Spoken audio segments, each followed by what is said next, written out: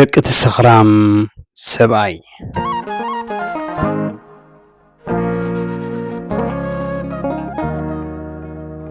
ሓደ ኩሉ ግዜ ሰሰኺሩ ለይቲ ለይቲ ንገዝኡ ዝኣትሞ ዓማሲኡ ግና ሂወቱ ብሕማም ዝላደየ ሰብኣይ ነበረ። ክልተ ደቂ ድማ ነበርዎ። ምስ ዓበዩ እቲ ሓደ ሰኽራምን ሰራቕን ሰብ ኮይኑ ሂወቱ ክበላሸው እንከሎ እቲ ካልኣይ ሓዉ ግና ተማሂሩ ንፉዕን ሓያልን ጠበቓ ኾነ። በዚ ዝተገረሙ ፈለጥቶም ሓደ መዓልቲ ንኽልቲኦም ከምዚ ክኾኑሉ ዝኸኣሉ ምኽንያት ሓተትዎ እሞ እቲ ሰኽራም ወዲ ኣነ ኣብዚ ሂወት እዚ ክወድቀሉ ዝኸኣልኩ ምኽንያት ብሰንኪ ኣቦየ ምኽንያቱ ሕማቕ ኣርኣያ ኮይኑኒ በለ።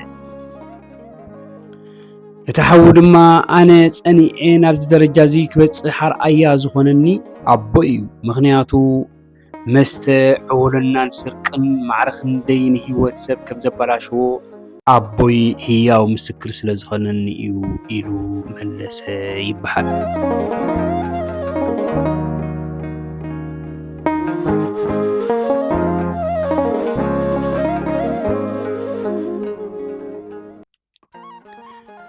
እዞም ክልተ ኣሕዋት ኣብ ሓደ ዓይነት ኩነታትን ምስ ሓደ ኣርኣያ ዝኾኖም ኣቦን እዮም ዓብዮም። ይኹን እምበር እቲ ውፅኢት ናይ ክልቲኦም ግና ፍጹም ተጻራሪ። ካብዚ እንመሃሮ ብዙሕ ነገር እኳ እንተሃለወ ንሎሚ ግና ገለ ክንጠቅስ። እቲ ቀንድን ሂወትካ ዝልውጥ ነገር እቲ ዝገጠመካ ኩነታት ዘይኮነሲ ነቲ ዝገጠመካ ነገር ንስኻ እትህቦ ትርጉምን እትወስዶ ትምህርትን እዩ።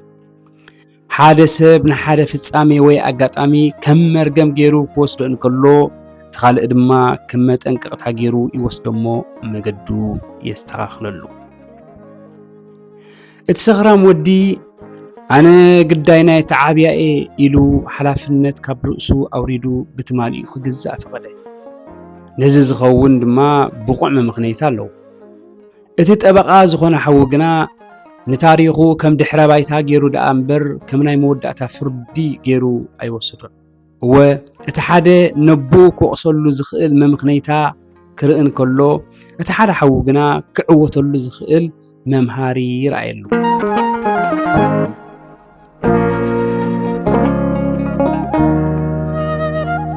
ኣብ ዝኾነ ኩነታት ክልተ መገድታት ኣለዉ። እቲ ሓደ ናይ ምውቃስን ተስፋ ናይ ምቑራፅን፣ እቲ ካልኣይ ድማ ናይ ትምህርትን ጽንዓትን። እቲ ንስኻ እትመርጾ ኣረኣእያ ነቲ ንስኻ እትነብሮ ሂወት ይውስኑ እዩ። እቲ ሕቶ ግን እንታይ ይገጥመኒ ኣሎ ዘይኮነሲ ኣነ ነቲ ዘጋጥመኒ ዘሎ ኩነታት ብኸመይ ክሪኦ መርጽ ኣለኹ ዝብል። ምኽንያቱ ሂወት 10% በቲ ዝገጠመካ ነገር፣ እቲ 90% ግን ንስኻ ነቲ ዝገጠመካ ነገር ብኸመይ ከም እትሪኦን ከም እትትርጉሞን ይዝኽለስ። ብሓፈሻ ትምህርቲ ዛዛንታ እዚኣ እቲ ሓቀኛ ሓይሊ ኣብ ደገ ዘይኮነስ ኣብቲ ውሽጣዊ ምርጫናን ኣረኣያናን ምዃኑ እያ ተዘኻኽረና። ስለዚ ብትማሊኻን ብኹነታትካን ከይተዓንቀፍካ ንኹሉ ነገር መምሃሪኻ ብምግባር ኣብ ጫፍ ሕልምኻ ክትድይብ ከም እትኽእል ኣስተውዕል። ሰላምኩም ይብዛሕ።